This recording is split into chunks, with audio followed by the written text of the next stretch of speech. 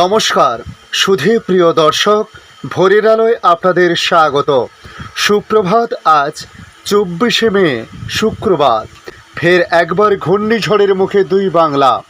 আবহাওয়া দপ্তরের আপডেট থেকে জানা যাচ্ছে, আগামী 26শে মে রবিবার সন্ধ্যের সময় আঘাত হানতে পারে পশ্চিমবাংলার পাশাপাশি বাংলাদেশের উপকূলে এই ভয়ঙ্কর শক্তিশালী ঘূর্ণিঝড় রেমাল। মে মাস মানেই ঘূর্ণিঝড়ের মাস বলা হয়, তাই আমফান ও আয়লার স্মৃতি উস্কে আবারও অভিশপ্ত মে মাসে সর্বনাশা ঘূর্ণিঝড় আঘাত হানতে পারে বলে জানানো হয়েছে। শনিবার সাগরে তৈরি হচ্ছে ঘূর্ণিঝড় রেমাল।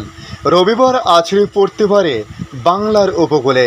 তাই আজকের এই ভিডিওর মাধ্যমে আপনাদের সামনে তুলে ধরব ঘূর্ণিঝড় সংক্রান্ত আবহাওয়া দপ্তর তাদের বুলেটিনে কী কী রিপোর্ট জারি করেছে, তার সঙ্গে এই ঘূর্ণিঝড়ের প্রভাব কোথায় সবচেয়ে বেশি পড়তে পারে, পাশাপাশি কতটা শক্তিধর হতে পারে এই ঘূর্ণিঝড়ের প্রভাবে ক্ষয়ক্ষতির কতটা সম্ভাবনা রয়েছে, তার সঙ্গে বাংলাদেশে এর প্রভাব পড়তে পারে কিনা বাংলাদেশ আবহাওয়া দপ্তর কী জানাচ্ছে তা সংক্ষিপ্তভাবে আপনাদের সামনে তুলে ধরব আজকের এই ভিডিওর মাধ্যমে। অবশ্যই ভিডিওর শেষ পর্যন্ত দেখতে আপনাদের কাছে অনুরোধ করলাম। দেখে নিন আজকের লেটেস্ট আপডেটে কি জানিয়েছে আবহাওয়া দপ্তর। ফের একবার ঘূর্ণিঝড়ের মুখে দুই বাংলা। অনুমান করা যায় আগামী 26শে মে রবিবার সন্ধ্যের সময় বঙ্গের উপকূলে আঘাত হানবে ভয়ঙ্কর শক্তিশালী দানবীয় ঘূর্ণিঝড় রেমাল। মে মাস মানেই ঘূর্ণিঝড়ের মাস বলা হয়, তাই আমফান ও আয়লার স্মৃতিকে উস্কে আবারও অভিশপ্ত সেই মে মাসেই সর্বনাশা ঘূর্ণিঝড় হাজির। এই মে মাসেই ধ্বংসাত্মক আয়লা, আমফান ও ইয়াসের মতো ঘূর্ণিঝড় দেখেছে দক্ষিণবঙ্গবাসী। সেই স্মৃতিকে আবারও একটি ঘূর্ণিঝড়ের প্রহর গুনছেন দক্ষিণবঙ্গের উপকূলের বাসিন্দারা।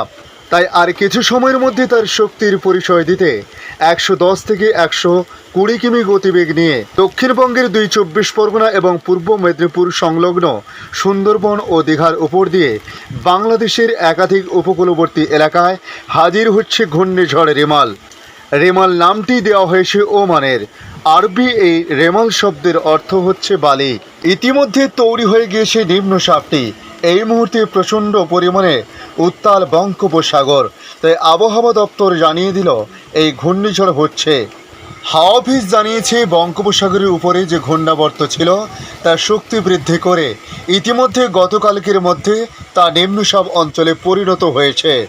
বর্তমানে পশ্চিম মধ্য এবং তৎসংলগ্ন বঙ্গোপসাগরের উপরে অবস্থান করেছে। সাগরের বুকে শনিবারই তৈরি হবে ঘূর্ণিঝড় রেমাল। হাওয়া অফিস জানিয়েছে বঙ্গোপসাগরের উপর যে ঘূর্ণাবর্ত ছিল তার শক্তি বৃদ্ধি করে ইতিমধ্যে নিম্নচাপ অঞ্চলে পরিণত হয়েছে গতকালই।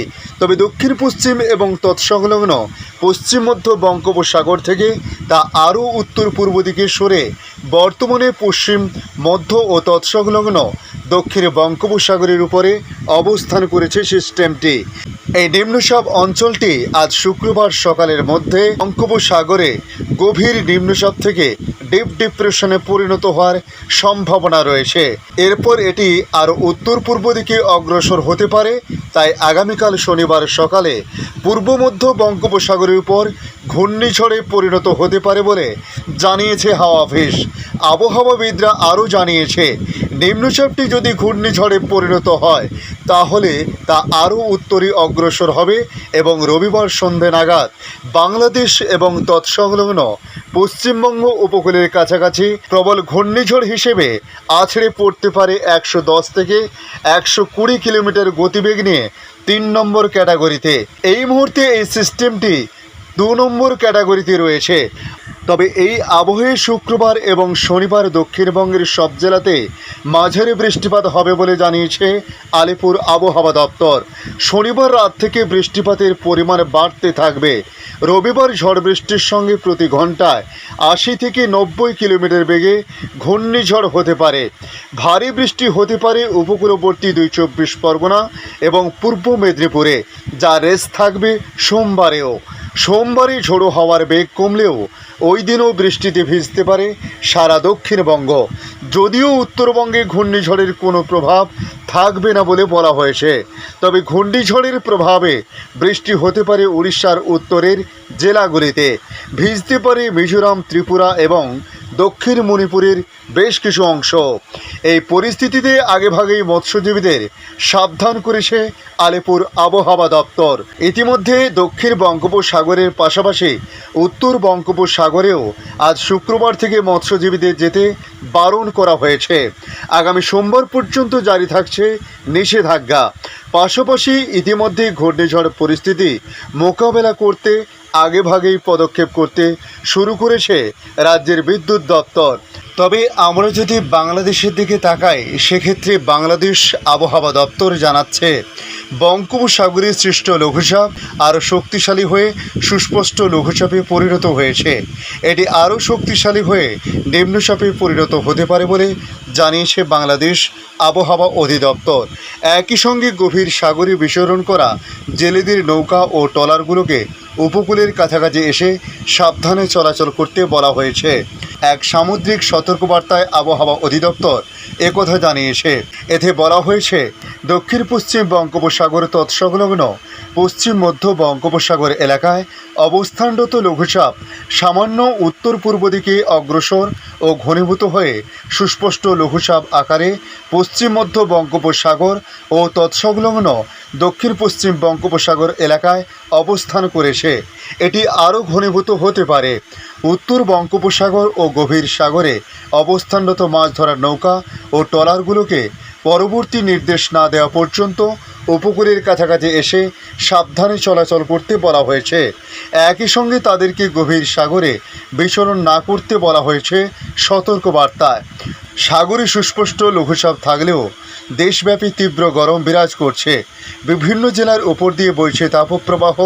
বৃহস্পতিবার তাপমাত্রা বেড়ে তাপপ্রবাহের আওতা এবং তীব্রতা আরও বেড়েছে। তবে আজ থেকে বৃষ্টি বাড়তে পারে বলে জানিয়েছে আবহাওয়া অধিদপ্তর, যে কারণে এই তাপপ্রবাহের পরিস্থিতি অনেকটা প্রশমিত হতে পারে। আগামীকাল বৃষ্টির মাত্রা আরও বাড়বে, অর্থাৎ পুরো বাংলাদেশ জুড়ে বৃষ্টিপাতের সম্ভাবনা আগামীকাল থেকে তৈরি হচ্ছে বলে জানানো হয়েছে। আজ বৃষ্টির মাত্রা বাংলাদেশের প্রায় প্রত্যেকটি এলাকাতে বাড়তে পারে, অর্থাৎ বিক্ষিপ্তভাবে বৃষ্টিপাত হওয়ার একটা সম্ভাবনা আজ রয়েছে। ধন্যবাদ সম্পূর্ণ ভিডিওটি দেখার জন্য। ভালো লাগলে লাইক, শেয়ার, কমেন্ট করবেন। কমেন্টে অবশ্যই জানাবেন আপনার এলাকার নাম। বর্তমান সেখানকার আবহাওয়ার পরিস্থিতি কী রয়েছে তা জানাতে ভুলবেন না। পাশাপাশি নতুন বন্ধুদের কাছে আবারও রিকোয়েস্ট করব, চ্যানেলটি সাবস্ক্রাইব করে রাখুন, তাহলে পরবর্তী আপডেটগুলি অতি সহজে আপনাদের কাছে পৌঁছে যাবে। ভালো থাকুন, সুস্থ থাকুন। ধন্যবাদ।